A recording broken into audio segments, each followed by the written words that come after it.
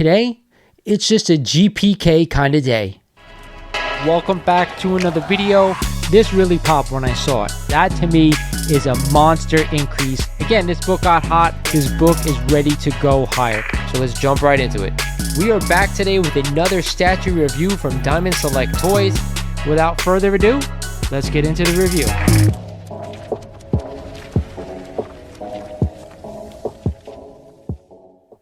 Welcome back, YouTube. I am your host, Lawrence, over at Mighty Comics and Collectibles, and I want to thank you guys for joining me for another video here on the channel.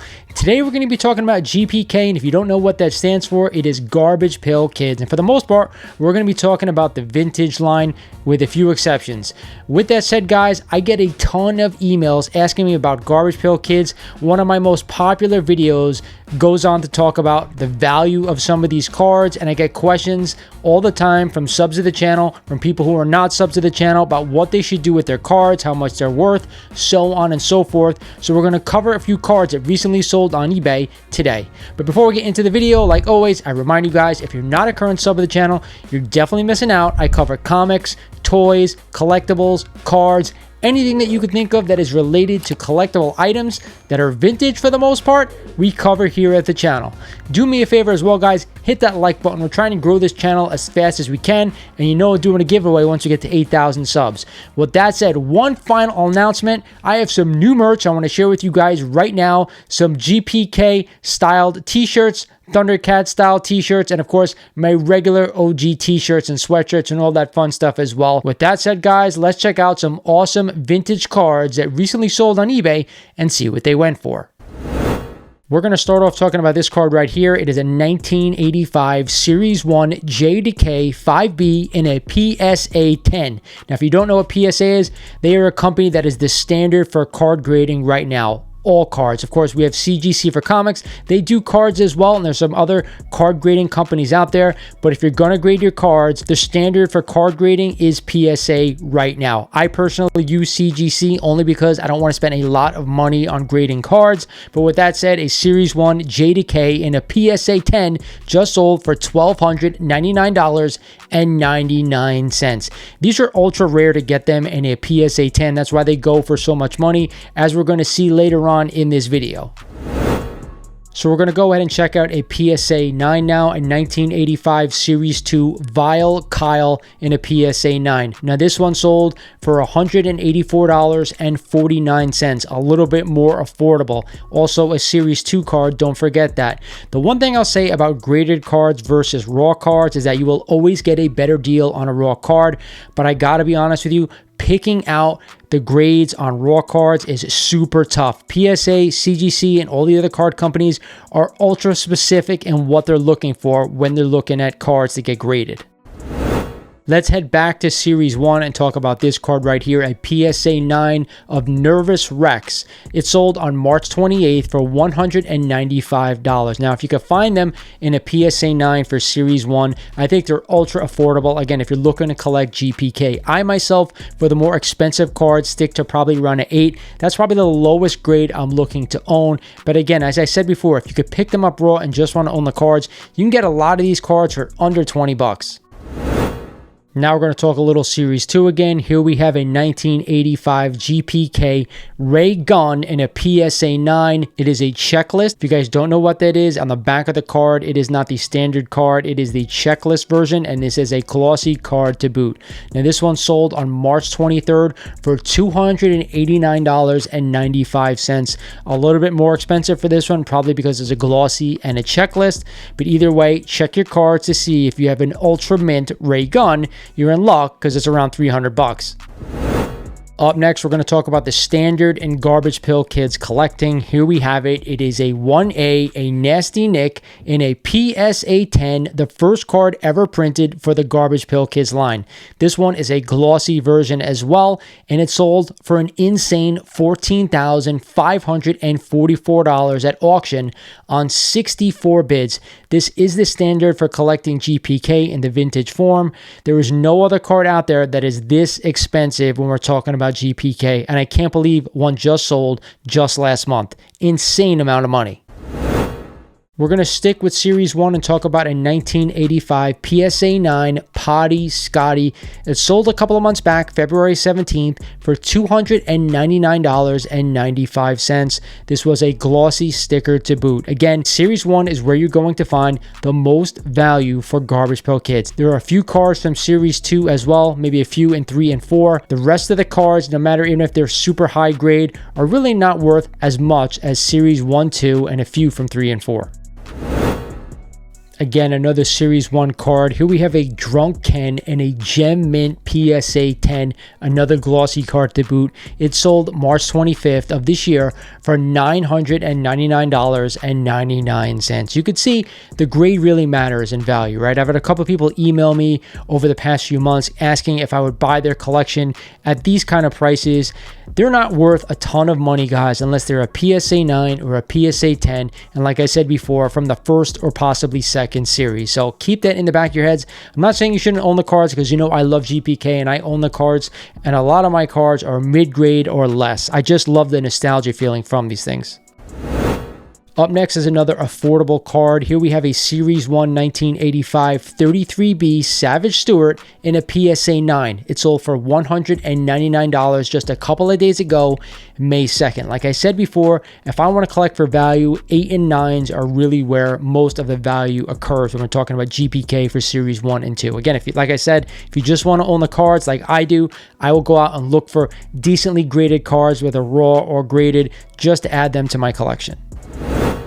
I found this card in 1985 Garbage Pail Kids Series 1 Junkie Jeff and another PSA 9 affordable at $180 on only one bid. So this was an auction that one person bid on only. Shows you how much people are hunting for Gem Mint 10s. Regardless, great card, first series for under $200. To me, it's a steal.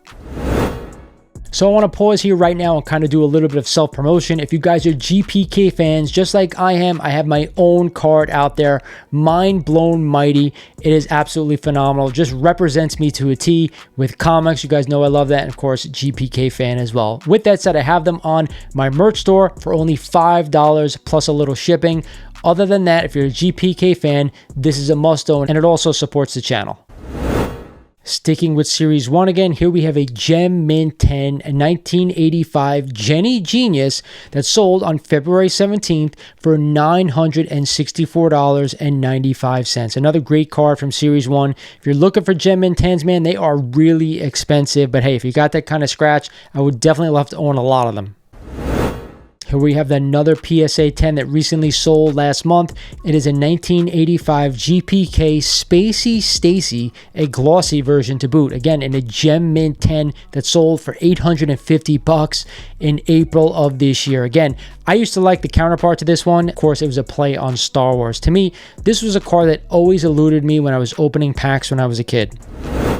Up next, what do we have? Another Gem Mint 10. This one a 1985 Series 1 2B Ray Decay. This one sold on March 3rd for $850 right at the end. As you can see with a lot of these PSA 10s, they sell almost instantaneously because there are not a lot of them out there. Then, of course, we have the most popular Garbage Pail Kid of all time. It is a 1985 Atom Bomb.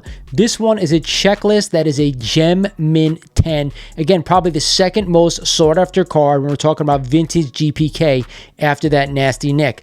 This one sold on March 24th at auction for $6,353.97. This is mind-blowing, guys. I personally have a PSA 8 of Atom Bomb, and I paid under $500 for it. So again, you don't have to break the bank to own some of these cards at high grade. And I bet if you're actually looking at the cards themselves, it'd be really tough to see any type of damage whatsoever.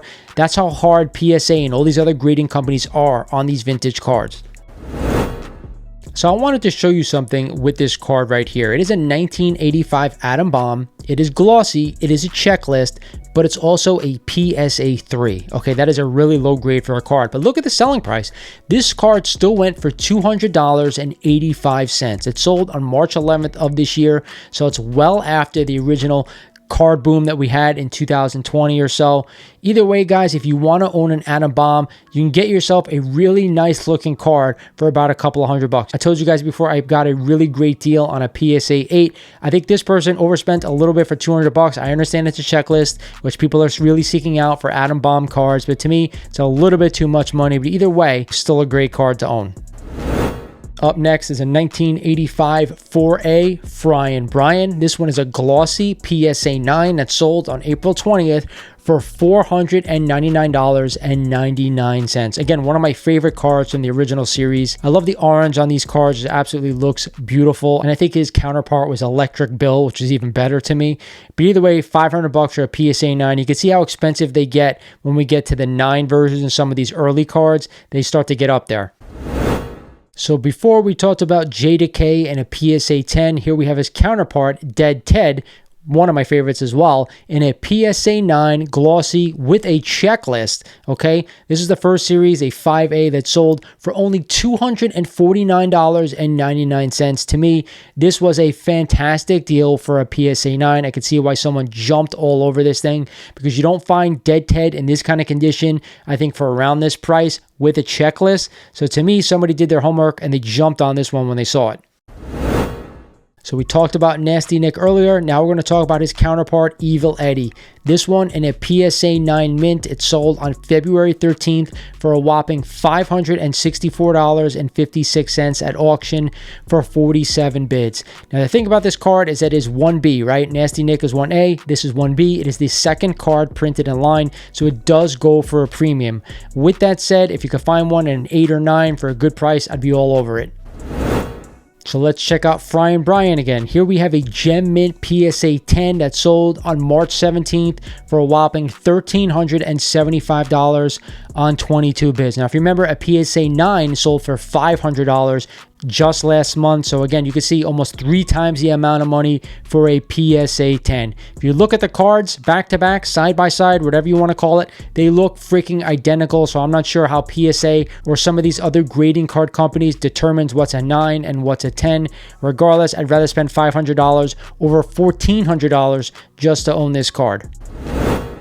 How can we talk about GPK without talking about this card right here? It is a 1985 Series 2 Schizophren in a PSA 9 mint. It sold on April 23rd for only $300. If you guys don't know, this is one of the few cards out there that actually has 3 counterparts.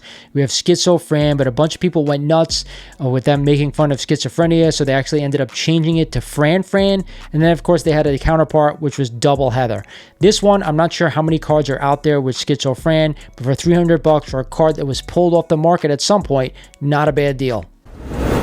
So like me, if you're a card guy and you like collecting sports cards, GPK, or whatever it is, Pokemon, you're always looking for sealed packs or sealed boxes of packs. Here we have a 1985 Series 1 GPK wax pack that is graded by PSA at a 7.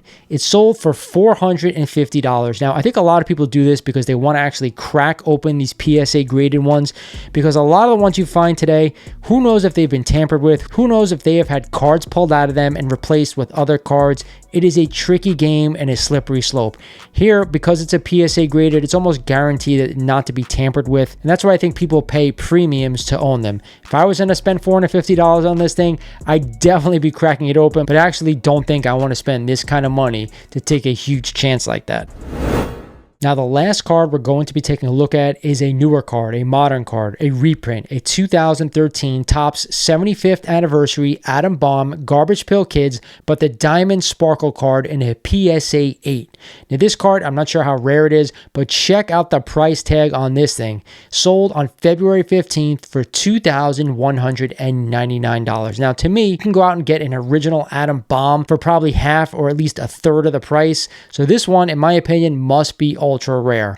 Regardless, guys, I want to hear what you guys think. Would you spend $2,000 on a modern card, or would you rather own the vintage for the same amount of money? I'd love to hear what you guys think on this one. So that's it for this GPK video, guys. I hope you enjoyed this one. My whole thing with this series of videos is that A lot of people email me asking for value, but most of the value comes from the card being in pristine condition or actually being graded. I want you guys to realize that. So if you have your GPK collection at home and you want to sell it, don't get your hopes up, because most of these cards, at least I did, I played with them, I peeled the stickers off, I looked at them, so they're not in the best conditions. And from my perspective, I may look at a card and see a PSA 9, PSA may look at it and call it a 6. So it is really hard to determine what the actual grades are on these cards.